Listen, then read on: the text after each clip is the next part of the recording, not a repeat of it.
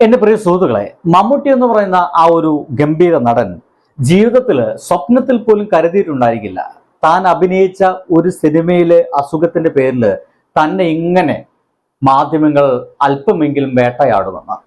1994 മമ്മൂക്ക ഒരു ഗംഭീര സിനിമയിൽ അഭിനയിക്കുന്നത്, അതും അദ്ദേഹത്തിന്റെ ഏറ്റവും പ്രിയപ്പെട്ട ഗുരുനാഥൻ എഴുതിയ തിരക്കഥയില് സുഹൃതം എന്നാണ് ആ ഒരു സിനിമയുടെ പേര്.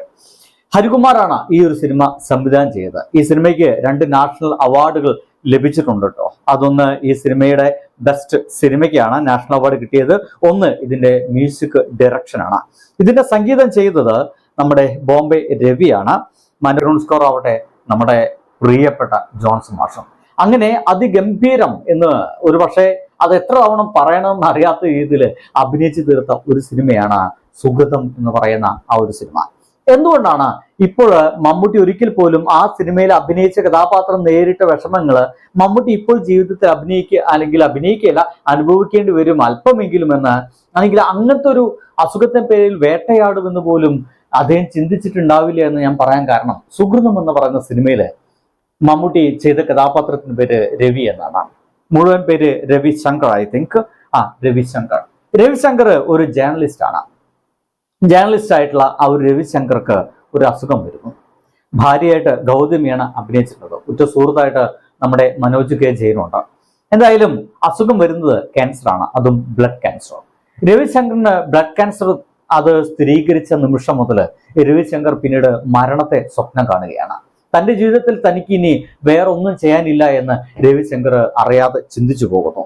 തന്റെ ഒരു വലിയ സുന്ദരമായിട്ടുള്ള ആ ജീവിതങ്ങളെല്ലാം അവസാനിപ്പിച്ച്, ആ പത്രം ഓഫീസിലെ ജീവിതമെല്ലാം അവിടെ അവസാനിപ്പിച്ച് വെച്ച് അദ്ദേഹം തന്റെ നാട്ടുംപുറത്തേക്ക് വരികയാണ്. ഇനിയുള്ള തന്റെ ജീവിതം തന്റെ നാട്ടുംപുറത്ത് ജീവിക്കണം. അവിടെയുള്ള സുഖ സൗകര്യങ്ങളെല്ലാം കണ്ടും ആസ്വദിച്ചും അവിടെയുള്ള അമ്മാവന്റെയും അമ്മായിയുടെ ഒപ്പം താമസിക്കണമെന്നുള്ള മോഹവുമായിട്ടാണ് രവിശങ്കർ സ്വന്തം നാട്ടിലേക്ക് വരുന്നത്.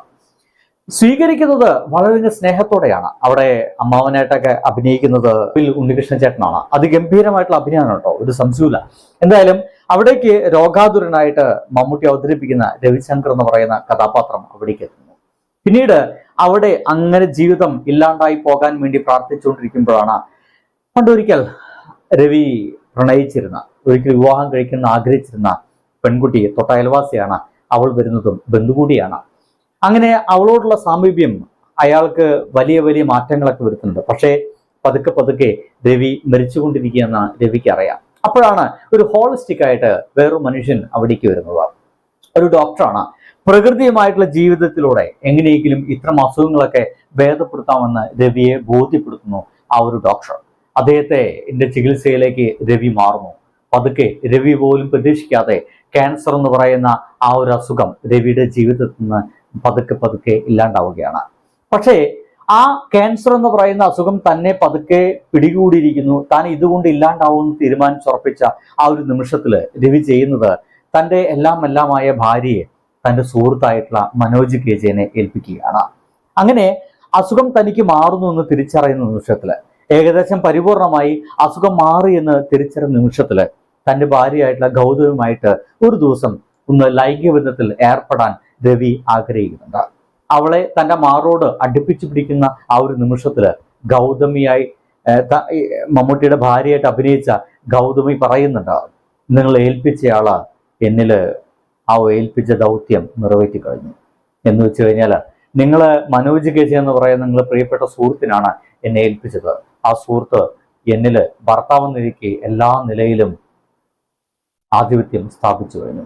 ഒരേ ദിവസം 2 പേരുമായിട്ട് എനിക്ക് കിടക്ക പങ്കിടാൻ വയ്യ എന്ന് പറയുന്നത് കൂടിയിട്ട് വീണ്ടും തകർന്നു പോകുന്നുണ്ട്. പക്ഷേ രവി മരിക്കുന്നില്ല എന്നുള്ള ആ ഒരു അവസ്ഥയിലേക്ക് എത്തുമ്പോൾ ഏറ്റവും കൂടുതൽ അവിടെ രവിയുടെ മരണവുമായിട്ട് വിഷമിച്ചിരുന്ന ആളുകൾ രവി മരിക്കുന്നില്ല എന്ന് അറിഞ്ഞ നിമിഷം മുതൽ കൂടുതൽ വിഷമിക്കുകയാണ്. കാരണം രവിയുടെ മരണത്തോട് കൂടിയിട്ട് തങ്ങളുടെ കയ്യിലേക്കെല്ലാം വന്നു ചേരാൻ നിൽക്കുന്ന ഒരുപാട് വലിയ സമ്പത്തുകളെ കുറിച്ച് കണക്കൂട്ടുകൾ മുഴുവൻ അവിടെ കുടുംബക്കാർക്ക് തെറ്റിപ്പോവുകയാണ്.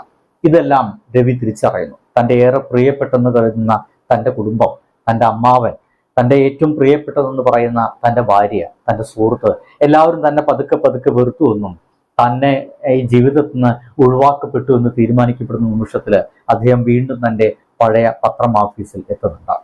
പത്രമാഫീസിലെത്തി ഡ്രോയർ പിടിച്ചു വലിക്കുമ്പോൾ അതിൽ കാണുന്നത് തൻ്റെ മരണവാർത്ത ടൈപ്പ് ചെയ്ത് വെച്ചിരിക്കുന്ന രവിശങ്കർ അന്തരിച്ചു എന്ന് മാത്രമല്ല, രവിശങ്കറെ കുറിച്ച് ആരൊക്കെ എന്തൊക്കെ എഴുതാമോ ആ ലേഖനങ്ങളെല്ലാം അതിൽ കാണുന്നുണ്ട്. അവസാനം ആ ഒരു മരണ വാർത്ത എടുത്ത് രവിശങ്കർ അവിടെ ഇരുന്ന് തിരുത്തുകയാണ്. രവിശങ്കർ മരിക്കുകയല്ല, കൊല്ലപ്പെടുകയാണ്. അതും ഒരു ട്രെയിൻ ആക്സിഡന്റ്. ഒരുപക്ഷെ അത് ആത്മഹത്യ കൂടിയായിരിക്കാം എന്ന് എഴുതി വെച്ചുകൊണ്ട് പിന്നെ നമ്മൾ കാണുന്നത് ഒരു റെയിൽവേ പാളത്തിലൂടെ രവിശങ്കർ എന്ന് പറയുന്ന ആ ഒരു മനുഷ്യൻ നടന്നു നീങ്ങുന്നതാണ്. ഒരു വലിയ ഗുഹ പോലെയുള്ള ഒരു തുരങ്കത്തിലേക്ക് പോകുന്ന റെയിൽ പാളത്തിലേക്ക്, ആ ഒരു ഇരുട്ടിലേക്ക് രവിശങ്കർ അങ്ങനെ നടന്നു പോകുന്നുണ്ട്. അകലെയായിട്ട് നമുക്ക് കൃത്യമായിട്ട് കേൾക്കാൻ കഴിയും, ഒരു ട്രെയിൻ വരുന്നുണ്ട്. അതിൻ്റെ ഹുങ്കാര ശബ്ദം കേൾക്കുന്നുണ്ട്, അതിൻ്റെ ഹോൺ വിളി കേൾക്കുന്നുണ്ട്. ട്രെയിന് ആ ഒരു ഗുഹയ്ക്കുള്ളിലേക്ക്, തുരങ്കത്തിനുള്ളിലേക്ക് കയറി പോകുന്നുണ്ട്. ശുഭം. ഇങ്ങനെയാണ് സുഹൃതം എന്ന് പറയുന്ന ആ ഒരു അതിഗംഭീര സിനിമ അവസാനിപ്പിക്കുന്നത്. ഞാൻ പറഞ്ഞു വന്നത്, ഒരുപക്ഷെ ആ സിനിമയിൽ അഭിനയിച്ച ആ ഒരു അസുഖത്തിന്റെ പേരിൽ ഒരിക്കൽ പോലും മമ്മൂട്ടി എന്ന് പറയുന്ന ആ ഒരു മഹാനടൻ വിചാരിച്ചിട്ടുണ്ടായിരിക്കില്ല തന്നെ ഇങ്ങനെയായിട്ട് സോഷ്യൽ മീഡിയ ആഘോഷിക്കുമെന്ന്. ഇങ്ങനെ ഒരു ഫേക്ക് ന്യൂസ് മലനാടിനെപ്പോലുള്ള ആളുകൾ തന്നെ കുറിച്ച് ഉണ്ടാക്കുമെന്ന്. എന്തൊരു ലോകമാണല്ലേ. ബൈ.